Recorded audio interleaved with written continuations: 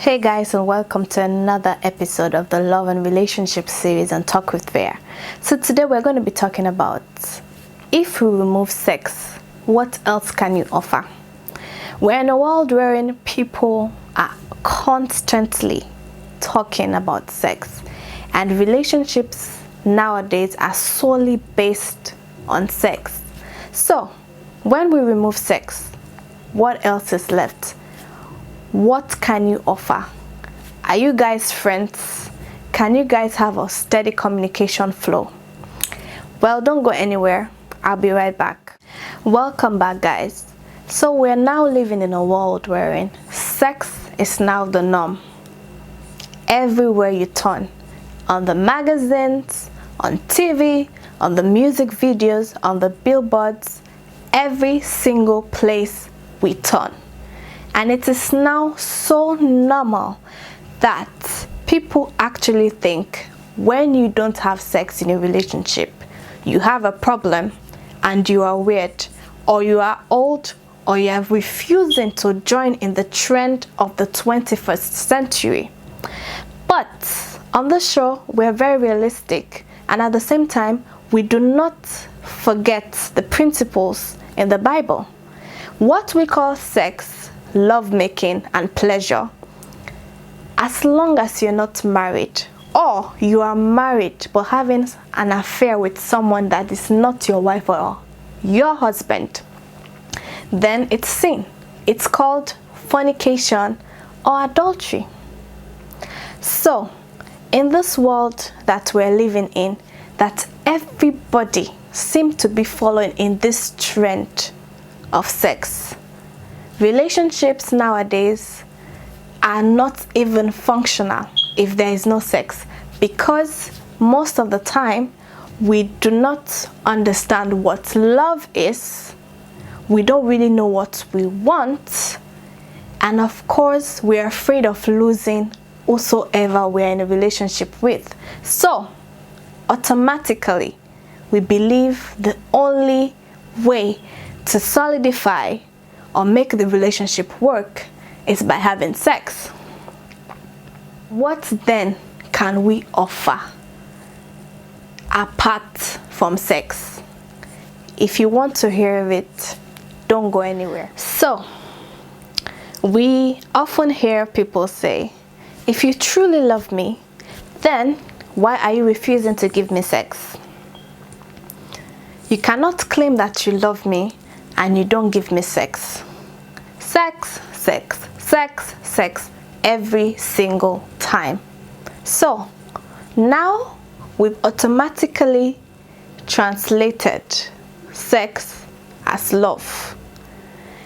It can be considered an expression of love when you are married, but we're not judging anybody. Yeah? We're trying to be practical, realistic, and still come from the perspective of God's word. So, you are having sex. That's all you think you can do or use to make your relationship work. And it keeps going on and on and on and on. But you have no knowledge about what love is, what friendship is, and whatever it is that will make your relationship better. All you know is one thing: I love him, so I just have to have sex with him. And people will often say, if sex was love, then prostitutes will be the most loving people in the world. They'll have so much love to give. But that's not the case, because it is more than just sex. Now let's get to the point. Sex is not just a physical interaction. It involves the entire being. Physical, spiritual, emotional, psychological, your body, your spirit, your soul. And that's the reason why it's quite a sensitive subject to talk about.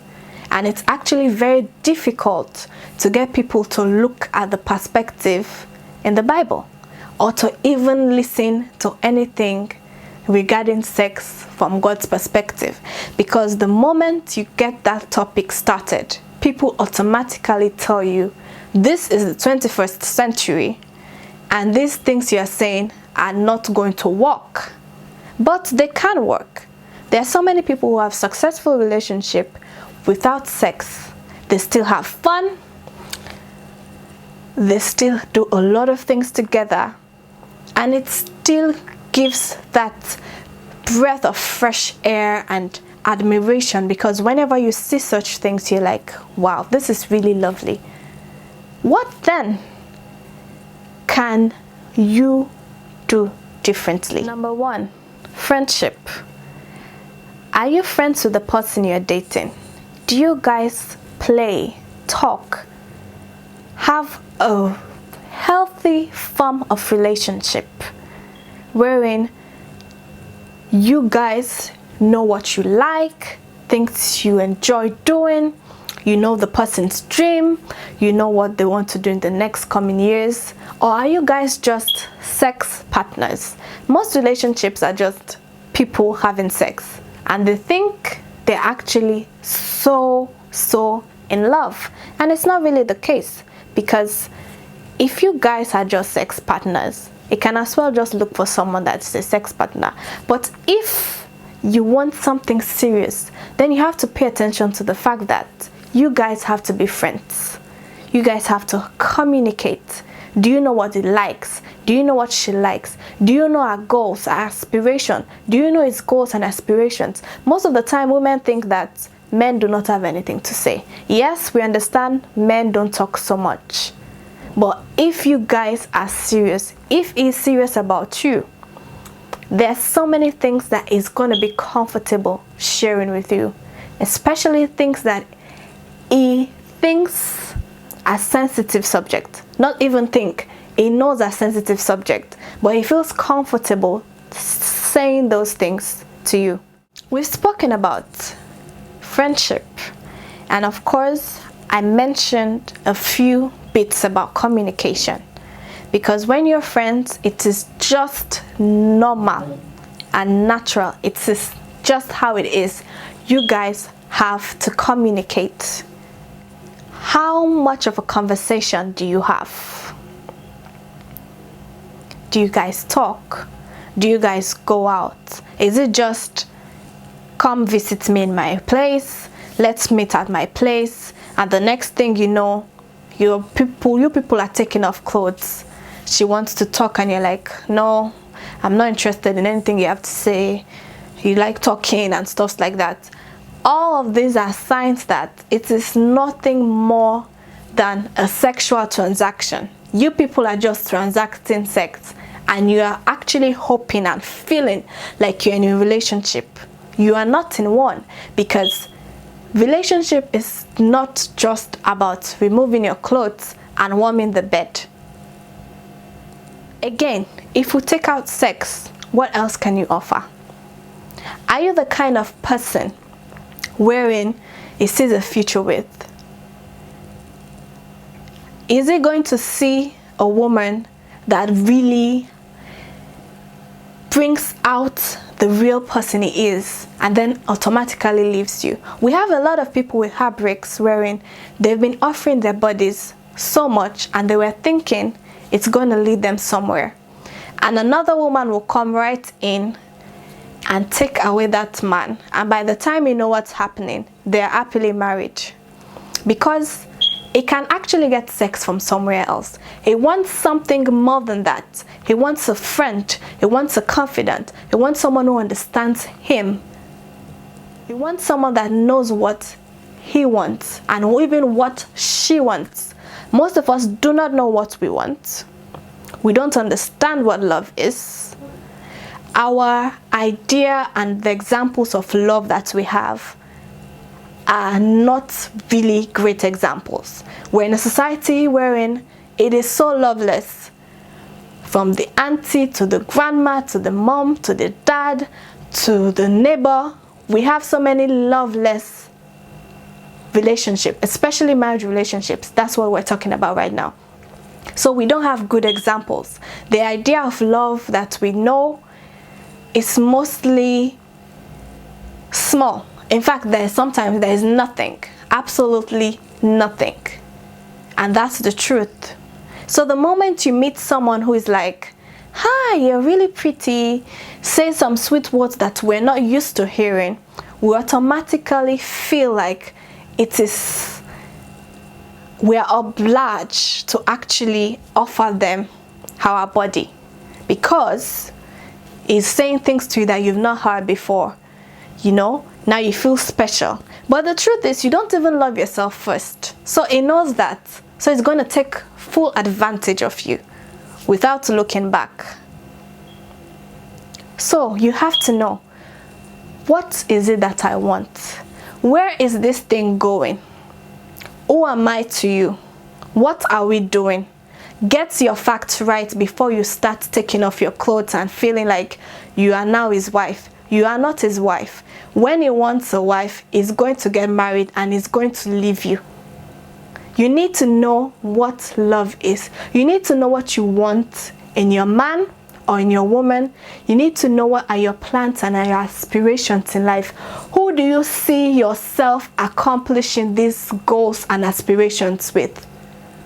Is it the person that you are screwing now? Of course not, because all you want is just someone that is warm in your bed. You are actually keeping safe the real woman that you want. And this is really not good, because we keep on having so many bitter, sad people in the world because of this constant misconception that sex and love are like this, and everything you have to do has to revolve around having sex every single time. And the moment you can't offer sex, you are no longer useful. You are kicked out. You practically become trash. And that's the truth. We are saying it like it is. We are not going to sugarcoat anything. You really don't know what love is.